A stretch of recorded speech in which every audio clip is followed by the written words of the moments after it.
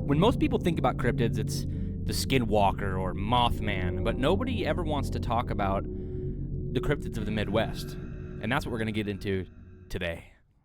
A lot of the Midwestern cryptids are kind of drowned out by the more popular ones, like I said before, skinwalkers, Bigfoot, Mothman, but the more you get into the Midwest, the more prehistoric and creepy these cryptids get.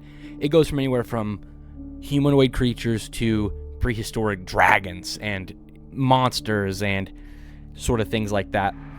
So as we slowly go through this list, you'll notice that they're going to kind of go from more normal, like humanoid type things like Bigfoot, to downright crazy, just prehistoric animals. The wild man is sort of a weird one because it's been sighted in the Midwest and parts of Iowa, Nebraska, things like that, but it's more known for its presence in Tennessee. So we'll kind of get into that just because it has been sighted in the Midwest, but a lot of these stories that you hear will be in Tennessee. So getting into the description of the wild man, he supposedly has dark gray hair or ginger hair and is about 7 foot tall. They always say he's accompanied with these red piercing eyes, and he's also known to spout out this disturbing war cry that usually frightens anyone that hears it. And he has this disturbing smell that's very reminiscent of a skunk ape. A lot of people say that he is aggressive in behavior and could possibly be the archenemy of the Sasquatch. Now, I don't know how much I believe that, but considering he is a giant hairy ape man, it wouldn't surprise me. He has a lot of aggressive behavior that is not surprising because of his great strength, agility, and speed, and they usually correlate that with territory reasons. And he's known to have a strange targeting obsession with women and dogs, and as you people know, if you like cryptids, that is a common thing with cryptids. They target women or children or, animals that can't defend themselves, especially, again, with him being a giant ape man, that's not very surprising. So there's also been stories of women who have been snatched up and carried away by these ape men, but obviously those attempts were unsuccessful because there's never been a missing case with the skunk or ape man, wild man, whatever you want to call him. So yeah, it's just sort of a weird one because it's so similar to Bigfoot, but it's more human-shaped. It's more, the same stature as a human. He's just taller and hairier. So I'm going to give you guys a couple clips and a story about the ape man before we move on to the next cryptid. Rob Phillips, a paranormal investigator, was hiking with his cousin in the Watauga Cliffs when they had an experience that would change their lives forever. According to Phillips, it was a rainy night when they ventured into the woods. Suddenly, everything went quiet. Now, if you've spent any time in the forest, you know that when everything goes silent, it usually means something big is about to happen. And boy, did it ever. Phillips and his cousin heard the snap of a twig, followed by a scream that Phillips could only describe as like nothing we had ever heard before.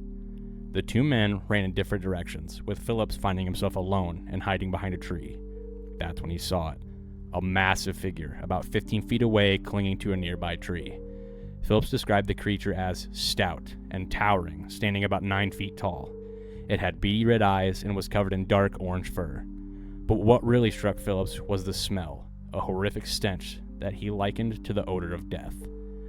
This encounter is particularly noteworthy because Phillips later shared that his story on the television show Monsters and Mysteries in America, bringing the legend of Tennessee Wildmen to a national audience. More recently, in 2012, a man named Matt Sieber reported a sighting near a home in McCaney County. Sieber described seeing this creature about 8 feet tall with red hair and eyes. He heard it growl and watched in horror as it chased his dog.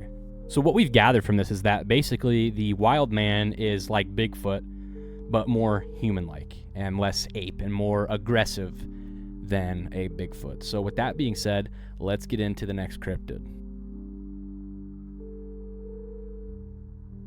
So the Van Meter monster was reported to be a pterodactyl-like behemoth, standing nearly 9 feet tall with a beak, smooth leathery wings, and it emitted a foul odor. Like most other cryptids, there's always this foul odor aspect to it where it's almost like rotting flesh or sulfur or something strange like that. They say this formidable creature could zip through the night at incredible speeds, and it was known for its signature horn and glowing, ominous, projecting, blinding light. So basically what it is it's a pterodactyl, but it has a giant horn that comes off the top of its head, and right at the front of its forehead it has this almost like a laser, just this bright white beaming light. So this monster is actually named after the town it was sighted in. That would be Van Meter, Iowa. It was a very small town. At the time of this sighting, there was only about 1,000 people living there. And there's not a lot of information on this cryptid because, again, it's such a rural part of the country, being in, the middle of Iowa. There was only 1,000 people in this town. So with that description, there's also what they talked about its behavior. It was very aggressive. It was immune to gunfire. A lot of the townspeople actually would try to track this thing down and shoot it because they said it came from the local coal mine next to the brick factory, and it had a smaller counterpart, so something of similar stature but just smaller. And it was known to just terrorize everybody. I mean, it would just, you'd be going out on a walk at night, and this thing would just fly past you and blind you with its light. And like I said, a lot of these people, being from the rural part they live in, they would try to shoot this thing down, and they said it was immune to it. They couldn't hit it. It never fell down, was never damaged, nothing like that. And it would leave, like I said, these toe tracks throughout the city, and it just horrified people. So a lot of the sightings were from that coal mine area, and it was most of the sightings were from 1903 to about the 1980s. And like I said, with it being a small town, word spread. People started hearing about it, more people came to see what it was, and it was just such a weird cryptid, because it's not like, some like Mothman or Bigfoot, where it's like a being that is already like an ape but more human form, or a moth just larger size. This was just it was a pterodactyl with this crazy beam and horn. As we get into the story of the Van Meter monster, I just wanted to kind of bring to light how hard this was to research. Over the years, this has kind of just faded out of history. There are websites and things like that. But again, this was in the 1900s, so this is kind of through history fell apart, and there's not a lot of information left on this other than the few websites and videos that are still posted to this day. But with that being said, let's get into this story. Des Moines, Iowa, October 4th. The monster put its appearance Monday night.